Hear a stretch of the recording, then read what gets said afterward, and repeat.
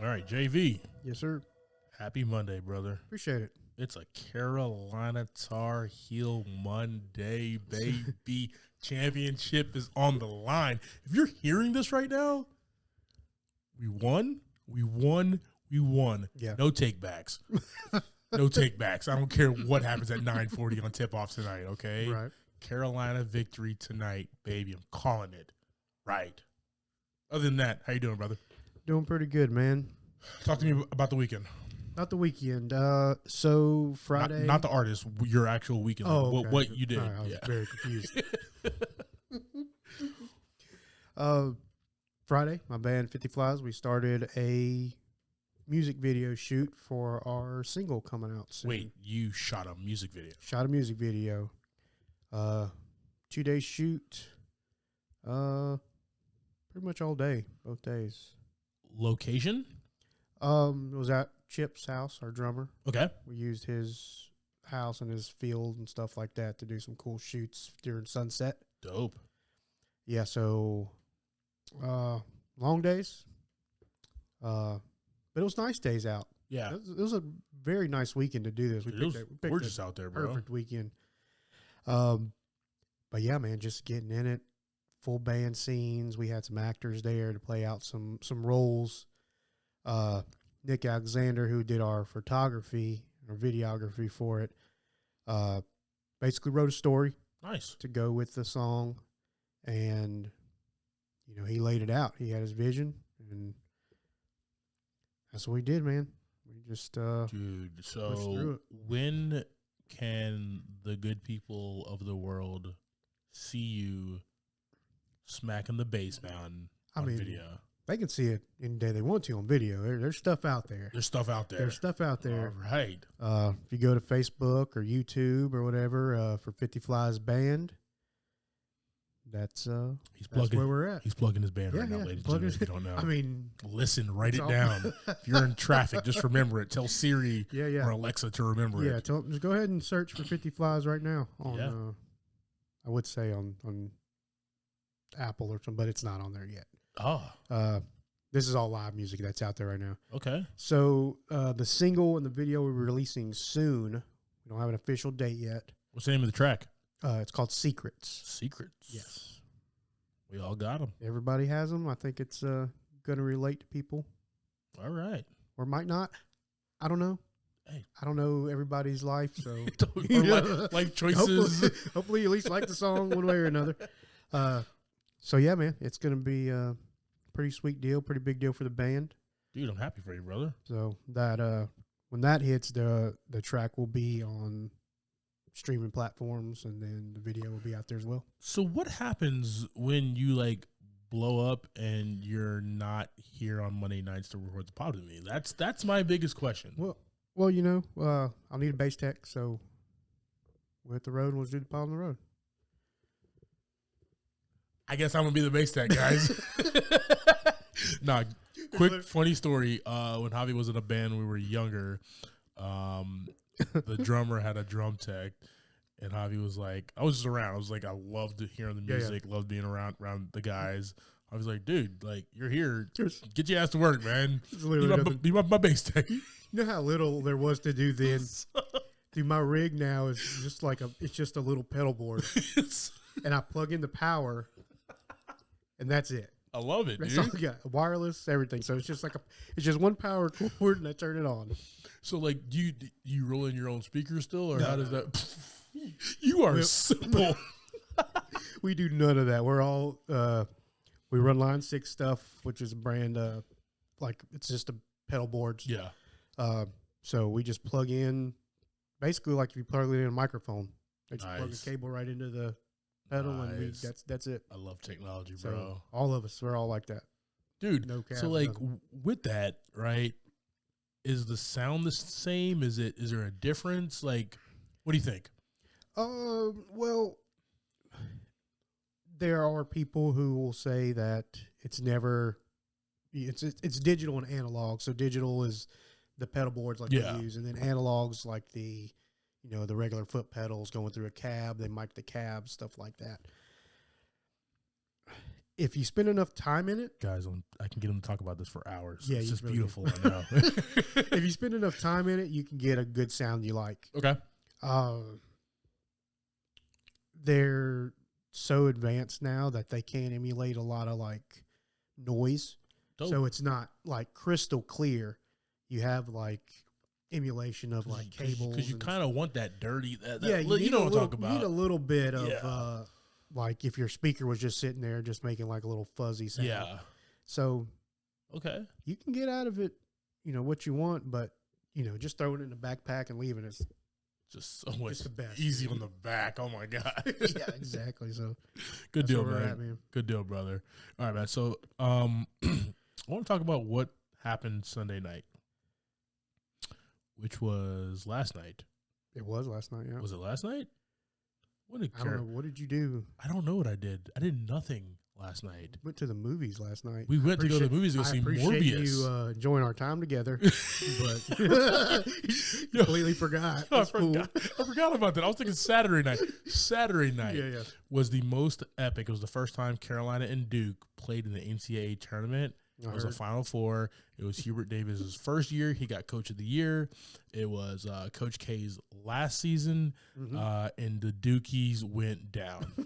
Shout out to my boy Rico. Shout out to my boy John. I think they're on suicide watch right now. Okay. Oh, it was a big deal at the shoot as well. Oh yeah. Yeah, it was like, guys, we got to wrap. We got to get this thing. We got to get it done. Start unplugging shit. Yeah. Cool. Yeah, I don't watch sports much, so everybody was like huddled around the TV, and I was like, I'm gonna go home. I'm just like, I gotta go home, guys. But no, dude, it was a legendary game. Came down to the last 2 minutes, and my boys pulled it out. So once again tonight, after the record here, I'm locked into that game, man. So we got to get on with it. So what's tonight? So that was the Final Four. Yes. Carolina played Duke. So this is the final. This is the natty. Gotcha, this is the champion. This is for the chip right here, bro. It's Carolina versus Kansas. Two blue bloods, two like highly decorated collegiate basketball programs. It's gonna be a good game, man. I'm pretty excited about it. Where's that going to be at? New Orleans. So they moved. That's where they did all of it, right? The Final Four was in New Orleans. Right. So the game in the game. Yeah. And then the championship game is also tonight in New Orleans. So pretty pumped, bro. They get one night off to go party and then right back at it. Yeah. These 19-year-old kids out there drinking on Bourbon Street. Woohoo! All right, dude. Yesterday we did hang out. Mm-hmm. Shout out to my boy Eddie who came through. Oh yeah. Went to go see Morbius, the Jared Leto Sony Marvel flick. Got to make that very clear, apparent and very clear. Let's not spend too much time on here, man. But you're just quick thoughts, brother. Yeah. Very mixed feelings. Yeah. Very, very mixed feelings. Jared Leto. I don't have bad things to say about him. Same. He did. I think he did all right as a monster on the TV. Same. Tyrese though, they got to get somebody else in there. Okay, let's. So I'll let you finish. Let you finish. So like the all the cast, the main cast, and then you had like the cops. Yeah. Right? I didn't enjoy that part of the movie. That just wasn't working. Like I felt like it was supposed to be kind of the comedy relief a little bit. Yeah. I didn't like that at all. Oh really? Mm-hmm. Okay. I didn't enjoy them. So. I still laughed at it because it was kind of goofy. But, Jared Leto and Matt Smith, their acting in this movie, I like Jared Leto not being weird. Right. I like that Jared Leto. Like, just be Jared Leto, but like act. You know what I mean? Yeah. Be somebody else, but like you don't have to be the dude you were in the movie you just did with Ridley Scott. Right. Or the super creepy, which is what he always does. The Little Things, movie like we talked about a couple seasons ago. So, a couple seasons ago. Wow, I can say that now. Yeah, that's pretty awesome. He acted and did his thing here, and I really enjoyed it. And Yeah. actually, him and Matt Smith played well off each other.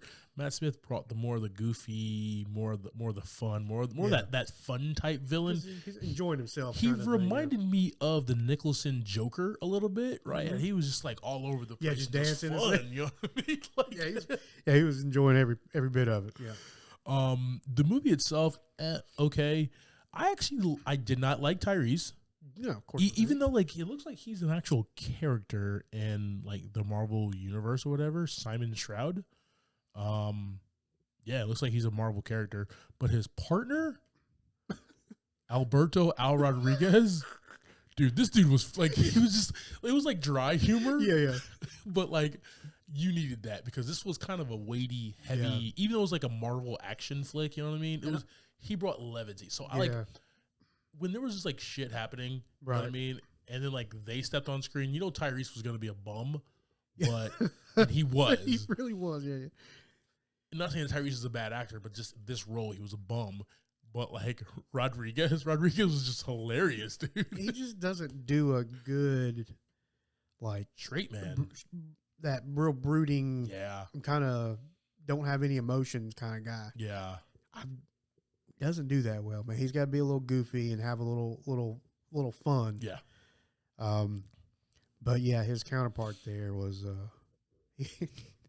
he gave us some good laughs. He was just so goofy too. I will say this before we move forward on this movie, man. It's not as bad as everybody thought it was going to be. I agree. And it's because I think the direction of Daniel Espinosa, who's a fantastic director, he did Life, he did Safe House, he did Child 44. He has a great visual perspective, like on movies, and like he brought that here. I really like the look. It wasn't just like boring Marvel movie, right? Superhero movie, solo or origin story. Exactly. Stuff, It was not boring. There was some depth to it. There was some feel, right? He made the city come to life, right? Even the CGI looked cool and different, right? I really enjoyed that, man. So, like, they brought on the right guy for this movie. Yeah. Will we be seeing Morbius in the future? Probably so. We'll see what happens. There was a really cool short thing at the end, so definitely stay a little longer than expected, but I digged it. Yeah.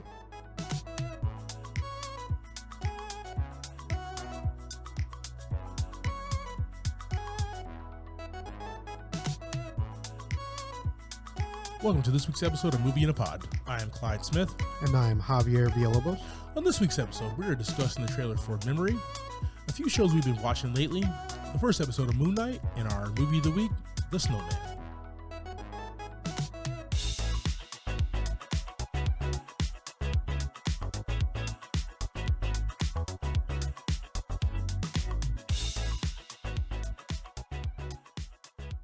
I'm not gonna lie, you caught me off guard when you went into it. Oh, I wasn't ready. You wasn't ready? Nope. You good? You good now? Yeah, I'm straight. All right, dude. I thought you were gonna move on to talking about Moon Knight or something like that.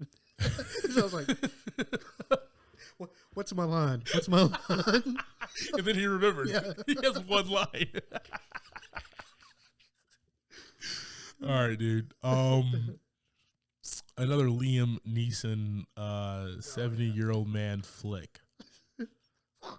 We got Memory here. This stars Liam Neeson as Alex Lewis. It's directed by the great Martin Campbell, who is a great director. Directed GoldenEye and Casino Royale. Talk to me, man. Yeah, Liam Neeson is still a contract killer, apparently. He's just gonna keep it going as long as he can, right? Oh yeah, man. So it's a contract killer. Guess he's getting wrapped up in some kind of child trafficking outfit here. One of his targets was a child, and now, he doesn't kill children. Now he's going after this whole ring of child traffickers while battling something. Not quite sure, memory loss or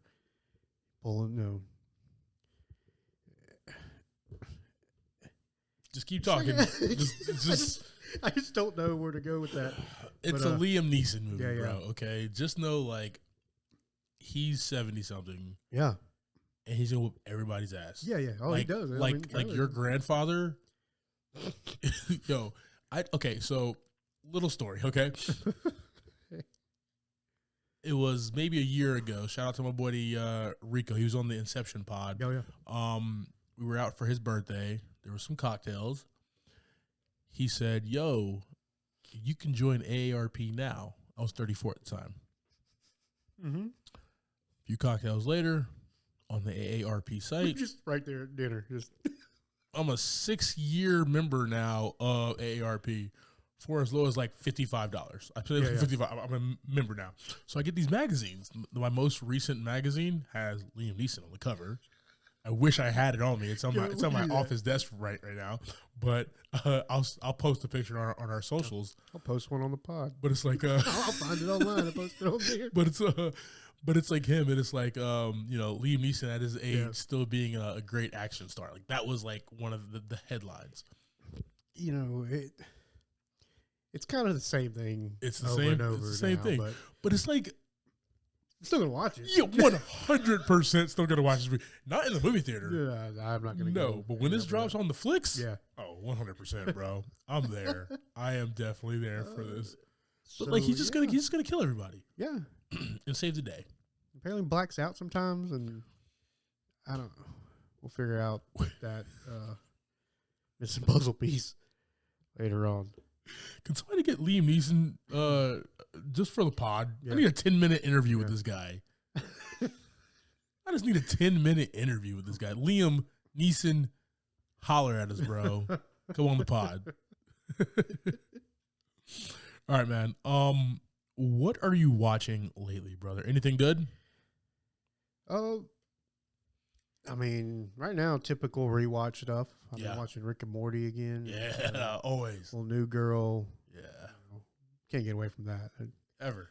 It's just so good. Just always so good. I think I watched Transformers Dark of the Moon this weekend. Okay, let me ask you this. Is that your favorite one? I don't know. Really? I don't know. Okay. It's a fun one. That's my favorite one. Is it?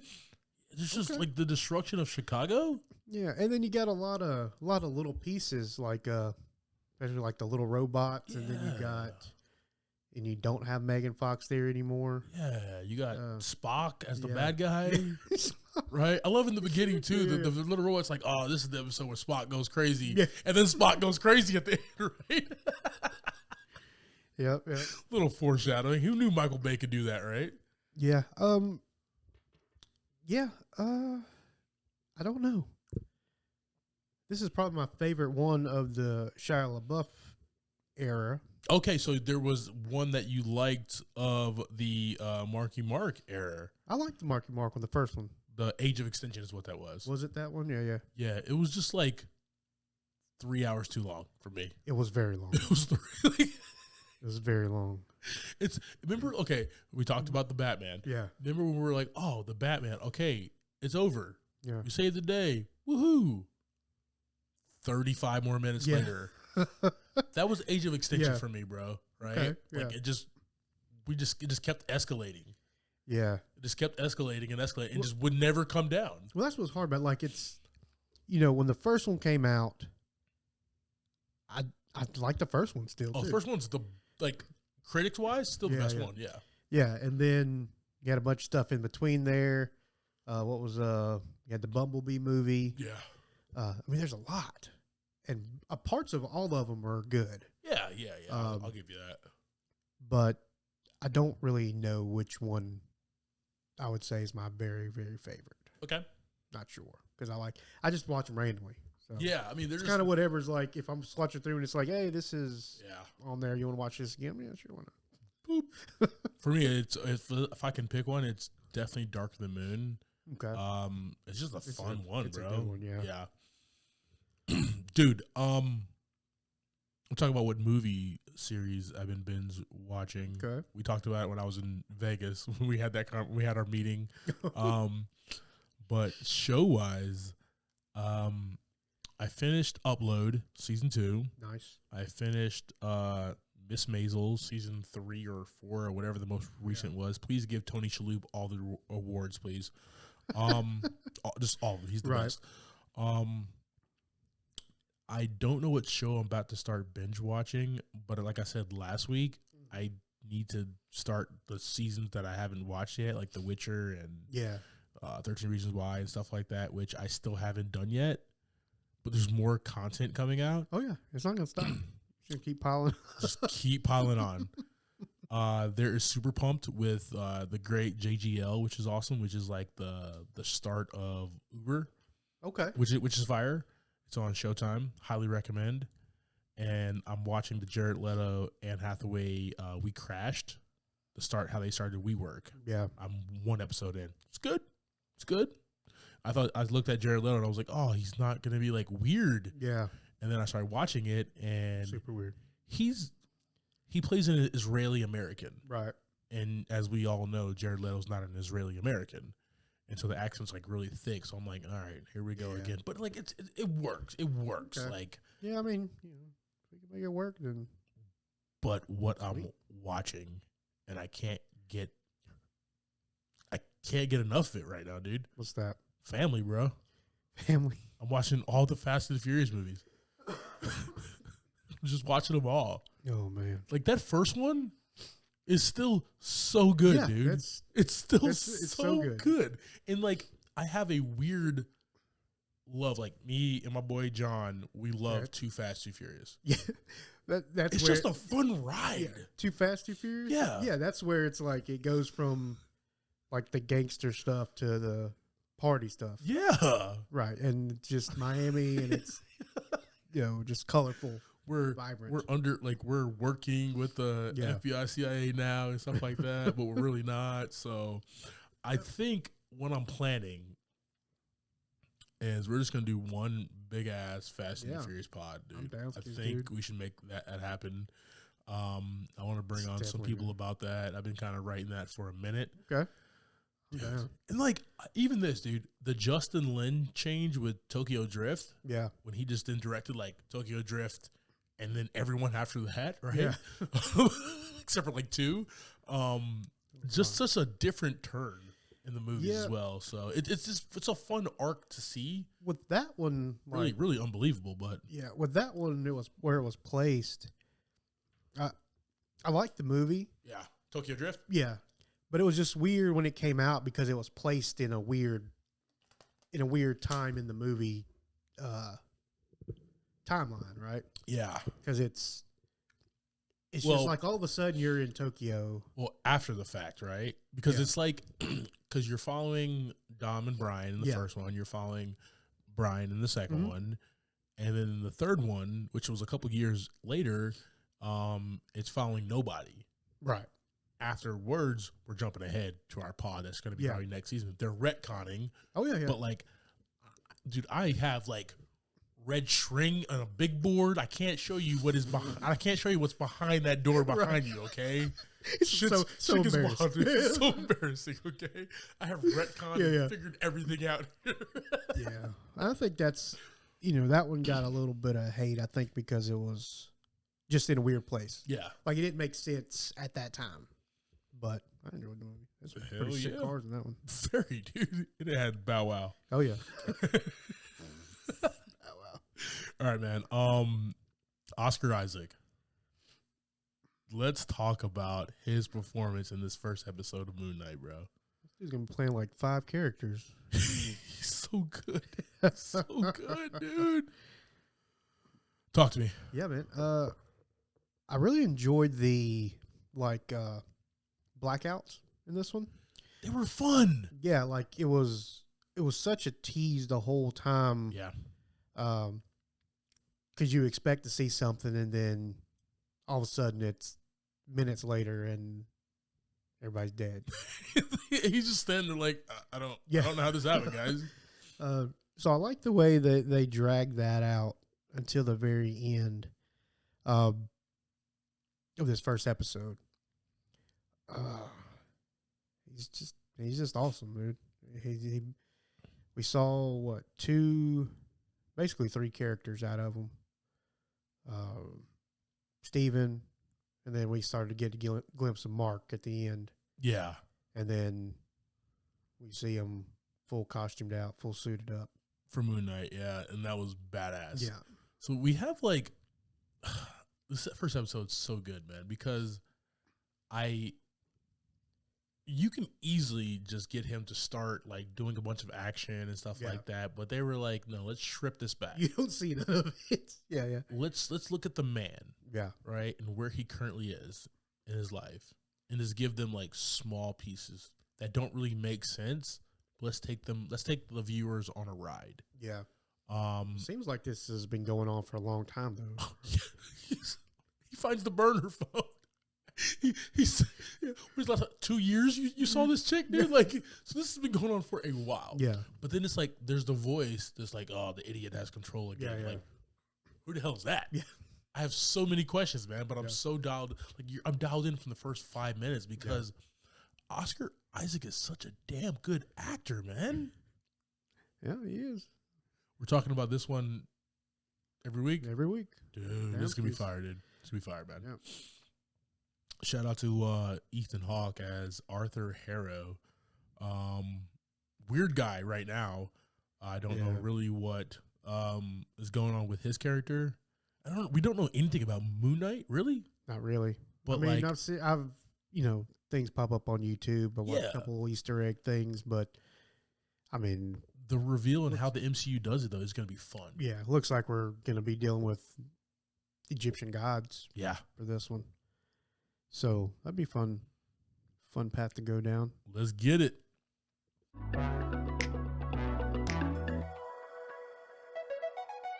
All right, dude. Let's go ahead and jump into the Snowman. I love this movie. I'll tell you this right now. All right, this one was released in 2017, along with Murder on the Orient Express, Gifted, The Wall, Molly's Game, Only the Brave, Snatched, Power Rangers. Nice. Which one? The one that came out in 17. Dude, I was like, what? Dude, like, what does that mean? I was like, oh my God. I had to do some math there, dude. Carry the 2. That was fantastic. You know, I hate math. In the best on-screen fight since Bruce Lee and Chuck Norris in The Way of the Dragon, Fist Fight with Ice Cube and Charlie Day. Also came out in 2017.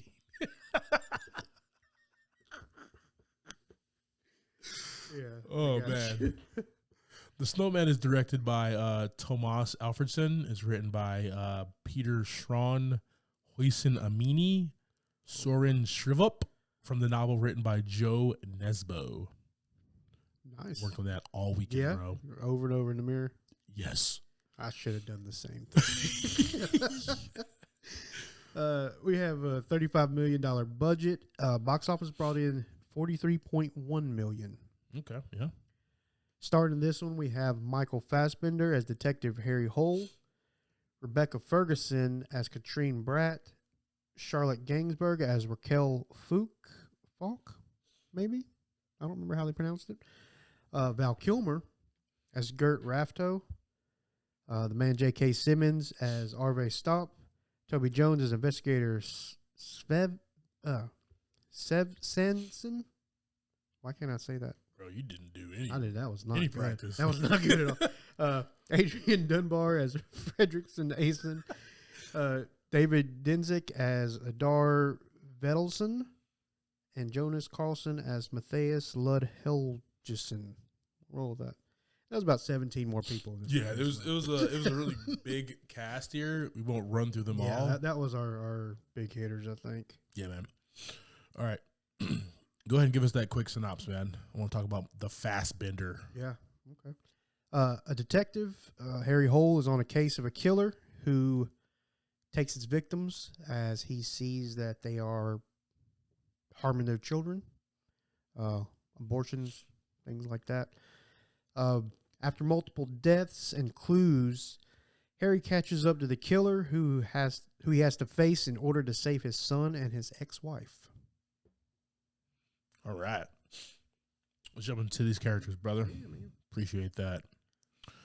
We got the great, really good looking Michael Fassbender, dude. And like, he plays a drunk. Yeah, it looks a little rough. But he does it so well, though. I mean, you know, he's a, even though he's kind of rough, they keep him like a little unshaven and stuff like that. Still a gorgeous man. Still a gorgeous man, dude, right? Just bend all the metal, bro. Yeah. Yeah, dude. So we have Detective Harry Hole, and he is a detective in Oslo, and not much crime, or not crime, but not much murders happen in Oslo. Yeah. Until this Snowman killer arrives. Yeah, nobody's trying to walk through all that snow, man. No. So much work. It's a lot of work, bro. Want to kill nobody in the snow?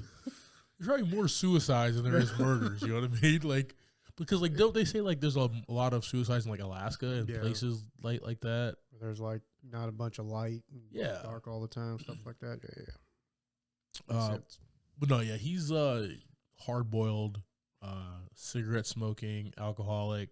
We find this dude on a bench, right? When this movie opens up, right? We find him on a bench, just waking up from a drunken stupor. Kids out there playing like right outside.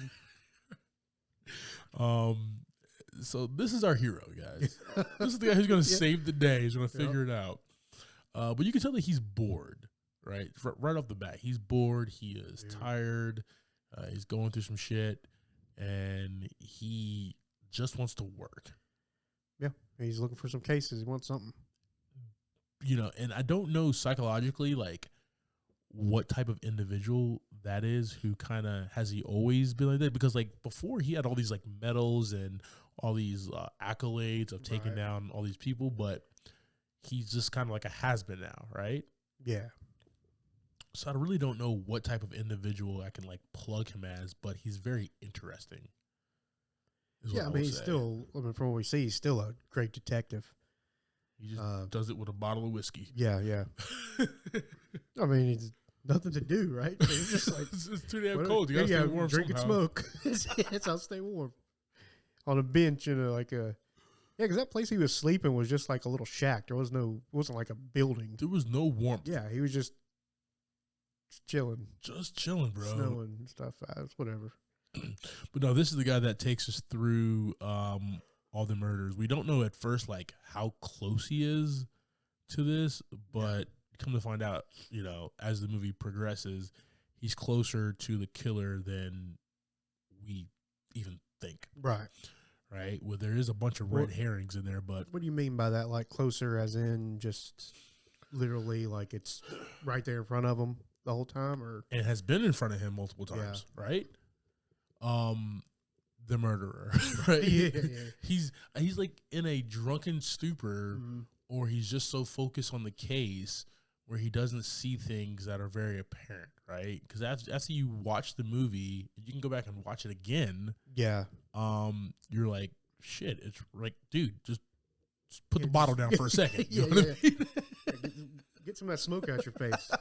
And there's a clue right there, buddy.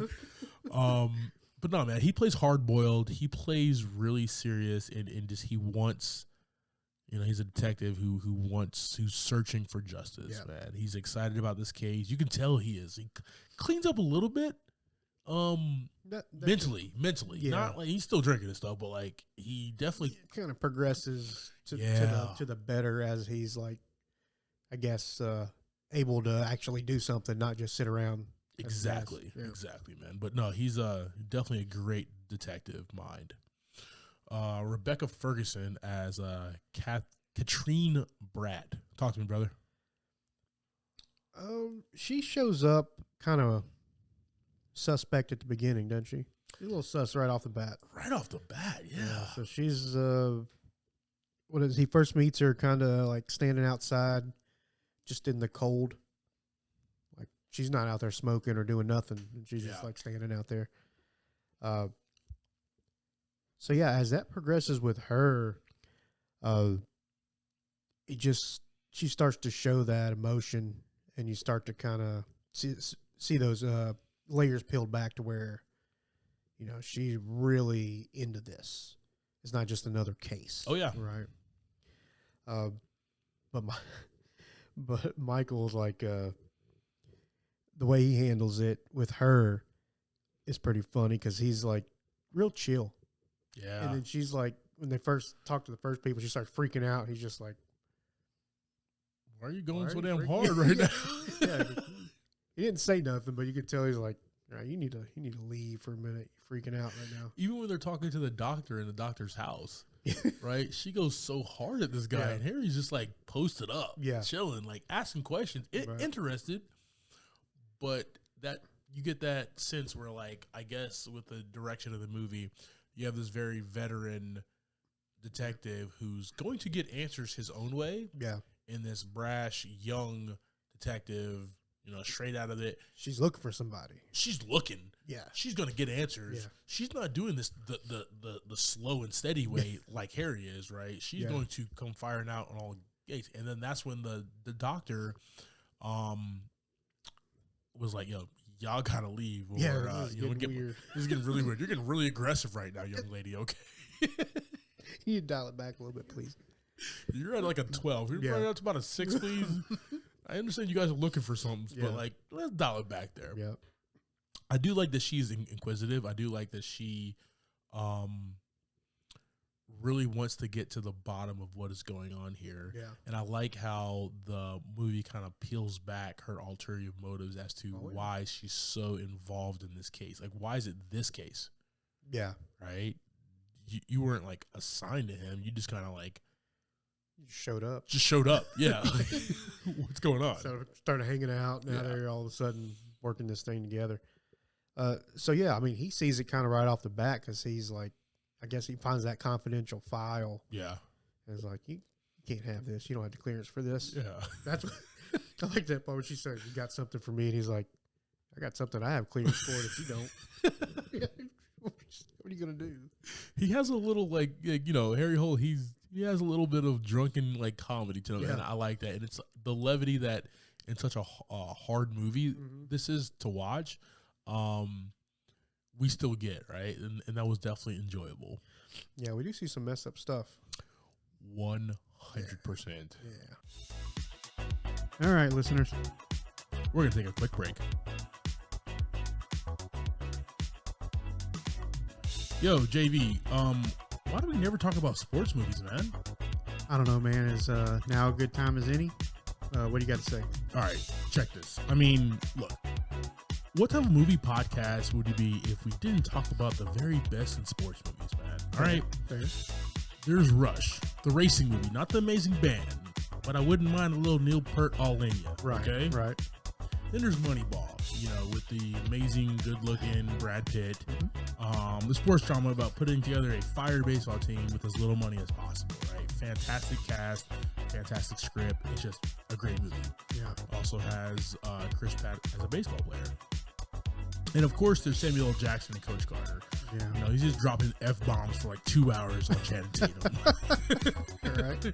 But I digress, man. What are some of your favorites? Well, Ed is one of them. Fire. The baseball playing monkey, right? Space Jam was a good one. That's a good one as well. Seabiscuit. Tobey Maguire. Yeah, exactly. Spider-Man in that one. And obviously all of the Air Buds. Obviously, Air Buds, dude. All right, brother. Well, there's always one more I want to talk about, man. It's my favorite one. I want to talk about the magic that is Remember the Titans. Oh, yes. One part football movie, one part end of school segregation error type movie, 2 parts Denzel Washington, and like 9 parts awesome. Okay? Yes. It's just a fantastic film, man. With the amazing ensemble cast that includes Will Patton, Wood Harris, Donald Faison, Ethan Suplee, Nicole Ari Parker, and a very young and at times horrible DB, Ryan Gosling. Yeah. I mean, dude was such a liability at cornerback, okay? The entire time. He really was, yeah. So is that off your chest now, Clyde? I feel good, man. Okay. Thanks for asking. Yeah, no problem, man. Appreciate you letting us hear that. You guys know the socials, though. You can hit us up and let us know about your favorite sports movies and maybe a few that we need to talk about as well. Oh, yeah.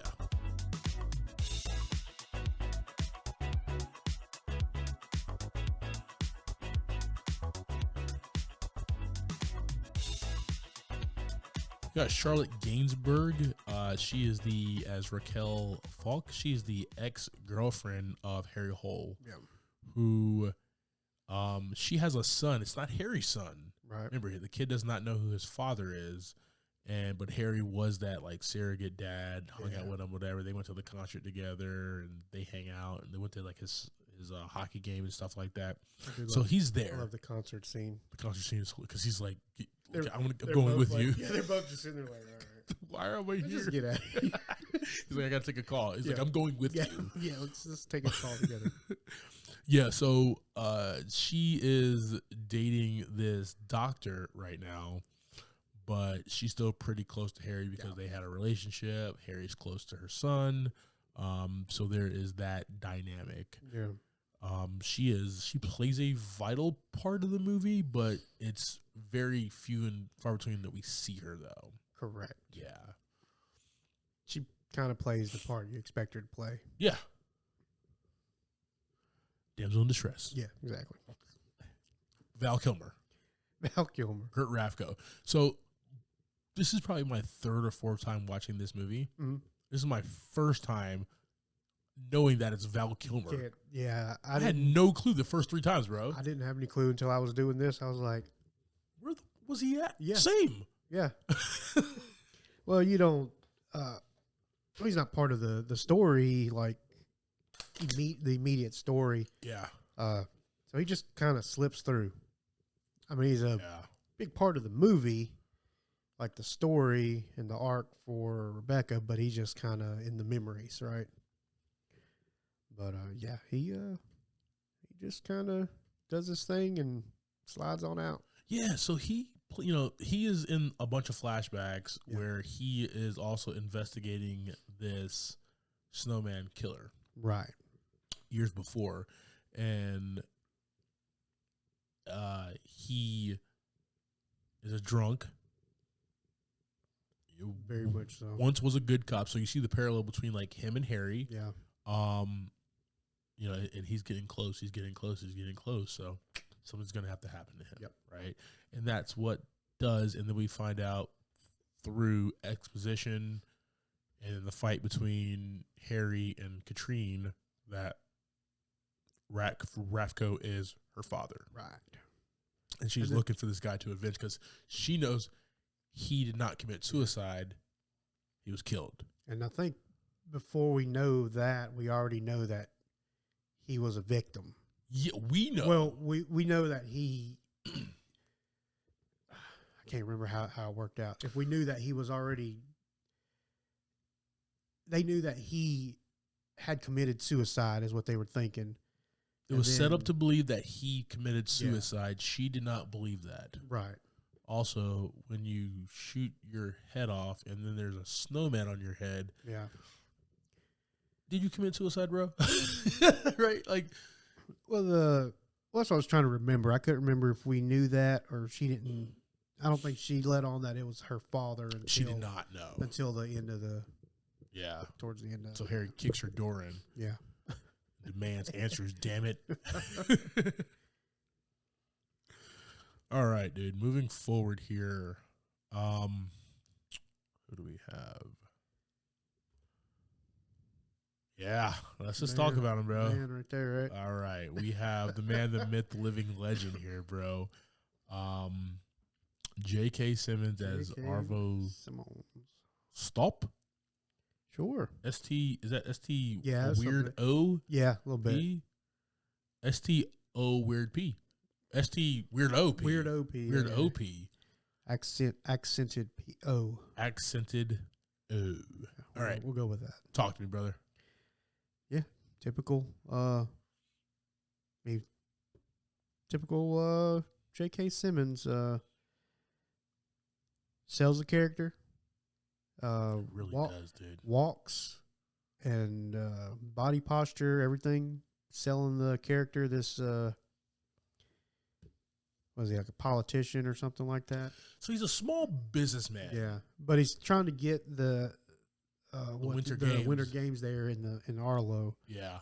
But he's just a guy that's just got power, right? He just got power in the area, and he flaunts it a lot. Yeah, so he's kind of Very, he's a suspect without knowing that he's a suspect, right? right.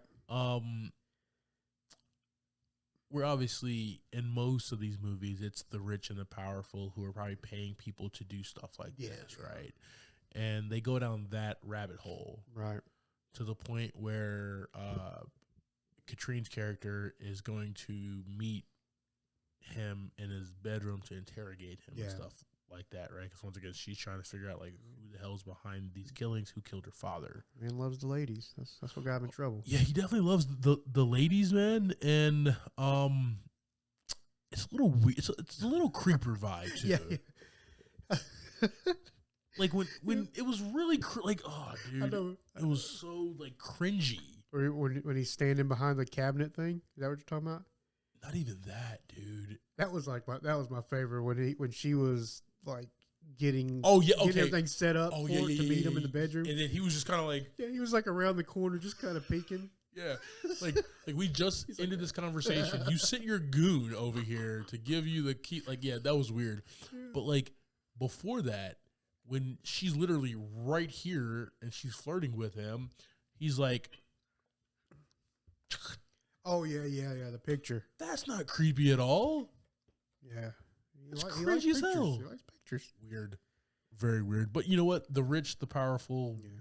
I'm not gonna knock their style. It was just really cringy in the movie, but that was the point, though. Yeah, because it was kind of like he was in bed with this kind of prostitution thing. Yeah, so it was creepy the whole time, right? And it adds on to the story, where the story wants to kind of take you into one direction, to see, or in a different direction, to see exactly how this guy's involved in these murders, right? And that's.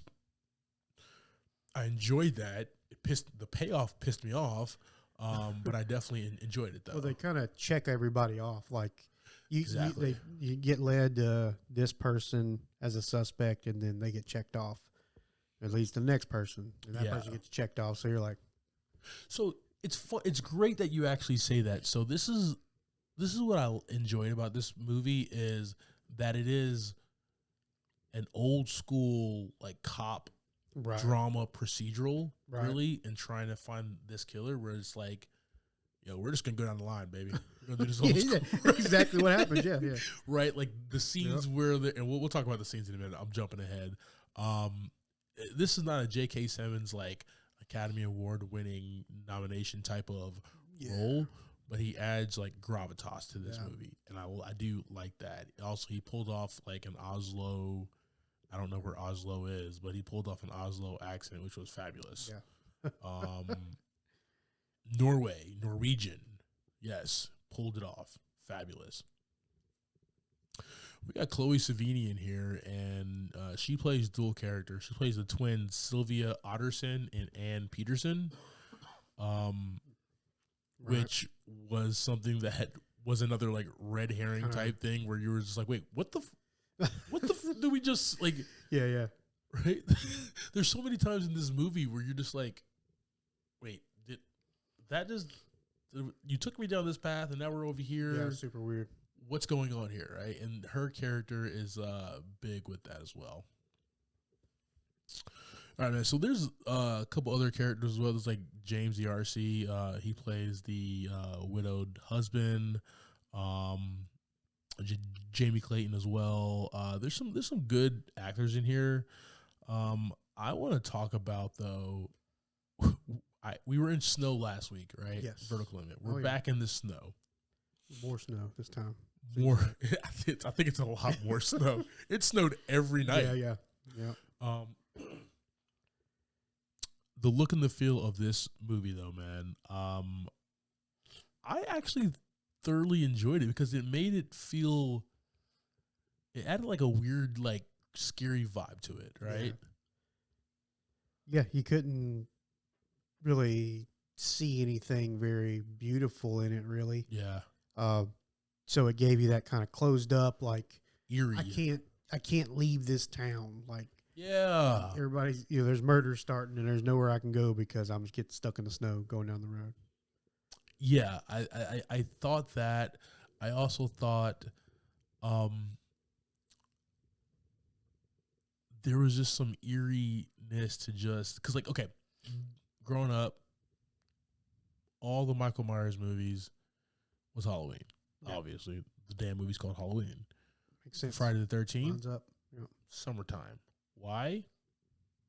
They were at summer camp, right? So Friday the 13th happened. Exactly, right? Friday the 13th only happens in July, I guess. Whatever.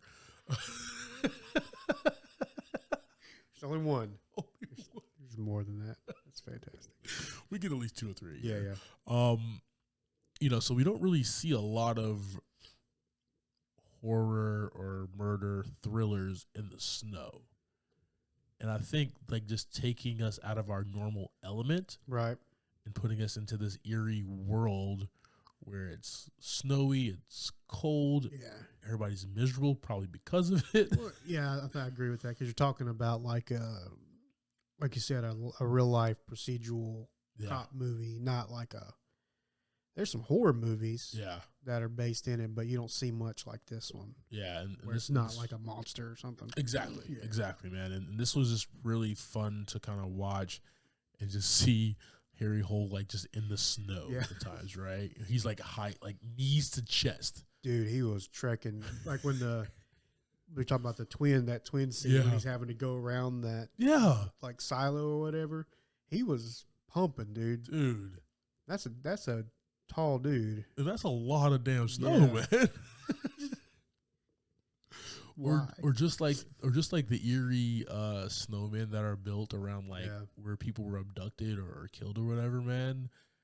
And then you don't see the snowman, but the person like Katrine like walked by the snowman and it looked like a happy snowman on this side, but the other side it was like the eerie one. Like, that's just cool. That's just good production, man. That's just fun.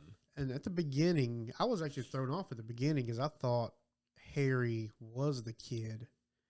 Yeah. For a little while there, you know, until it kind of started explaining everything. But I thought that was him. And I'm like, okay, so he became a cop. I was building the whole story in my head. Yeah. And I was just wrong. But that's a good damn story, though, right? Like, that's what I'm saying. There's so many like red herrings in this movie where it's just like, all right, this movie's taking us down one path. Yeah. And we're just going to build. You built a whole entire arc on this guy. I'm like, is this guy the one murdering people? Yeah. It was messed up. Yeah. I was thoroughly into it at the beginning, not knowing what the hell's going on. Completely wrong story. I love it, dude. Just quick with the music, very eerie. And it fit, right? It fit with the theme of cold, the theme of eeriness. The theme is like, we're not going to. This guy is gross. Like, this killer, this method of killing as well. I've never seen anything like this in a movie. Have you? Not really. I mean, he had some gadgets. That's the thing. Like, usually it's like, okay, I keep on saying Michael Myers, but Jason. Yeah. I mean, I've seen the cable before. By itself, but not with never with the gun, right? And it pulled back, and it was pulled back so clean. Yeah. Oh, dude. Yeah, I never seen that before. And you kind of get the sense that like is this guy a contract professional? Right. How the hell is he so strong? Two, just in anywhere where he wants to go. Yeah. And just precise, clean. As a whistle with everything he does. Because we only really get like how he finds the victims. That's all we really get told. You don't see like if he plans these things out big time or we don't. We don't see his yarn and whiteboard. We don't see all that. So we don't know how he puts it all together. We just know that he chooses his victims a specific way and that's it. Yeah, man. It sounds really gross, but I actually screw it. It was really cool. The killings were really cool. They were really cool to me. It was just interesting and different. Yeah. And like even the way that Katrine's character died, but like there was reason behind why he needed to kill her like that, right? To cover his tracks and everything. So I really dug it, man. It was really you got into the person's head without even knowing who the person is, who the killer is, man. I really enjoyed that until the end. So, all right, man. Gonna jump into a quick theme here. I want everybody to really enjoy this flick, this 119-minute flick. You're not gonna watch it now. We talked about everything. Everything else. Yes. Talk about how gross it was. It's on HBO Max right now, ladies and gentlemen. Definitely check it out here. But no, one redemption. I think like Harry's character, specifically through this case, kind of redeems himself with his ex-girlfriend, with his surrogate son, and with the detective in the town, with the police in the town as well, right? I like it at the end where you're talking about this next murder case, and instead of being drunk in public somewhere, he's sipping some coffee and going like, "Give it to me, I'll take it," right? Yeah. And that shows like he's back. And I really like that, man. I really like that. That was dope for me. So he's just kind of lost, right? Yeah, he was lost with, I guess, the family situation, and then just being bored. Yeah, like a good detective just lost his way and just bored now. Find something else, dude, and drinking and smoking, sleeping on benches in the snow. Yes, sir.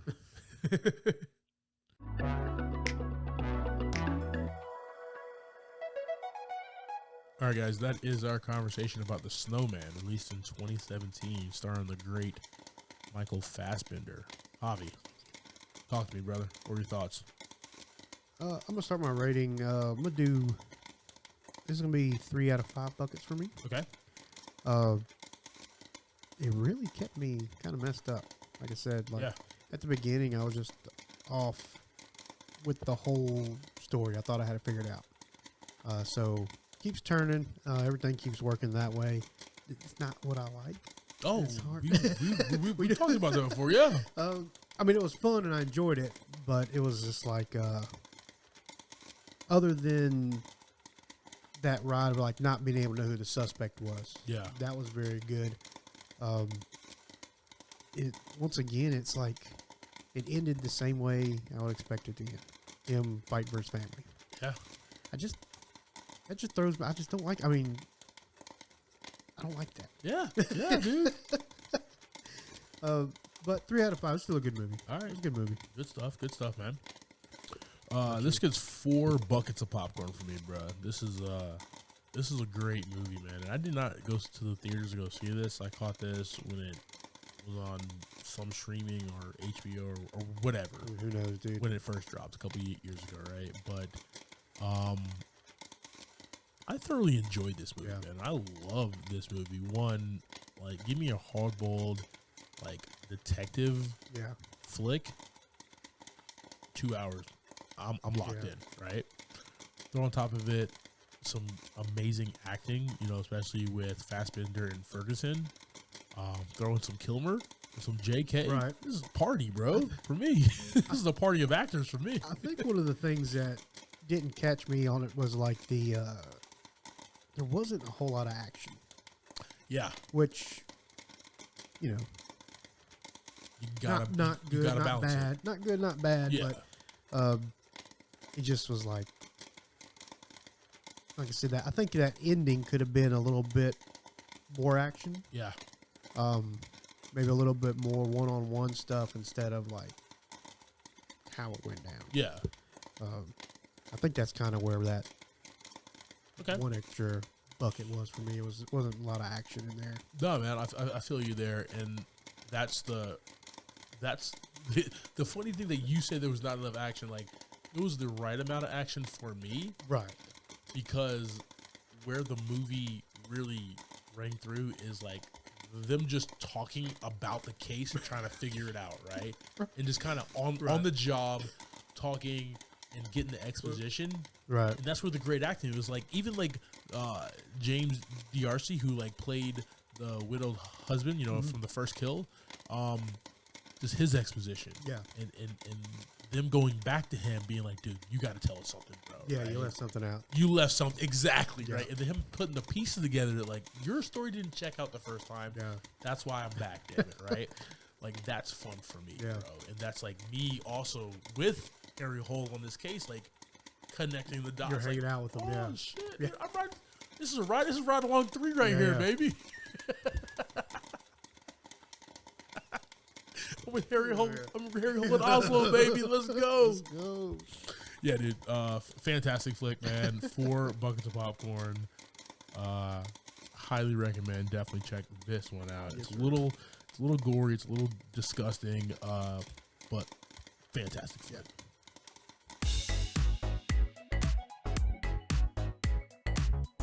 Thank you for subscribing to this week's episode, talking through the Snowman. Next week, we'll be discussing Fun with Dick and Jane. That'll be streaming on Netflix. I am Clyde Smith, and you can find me on Twitter and Instagram as I am Clyde D. Smith. I'm Javier Villalobos. You can find me on Twitter and Instagram at Mr. J8200. Thanks, guys. Appreciate it. Go Heels.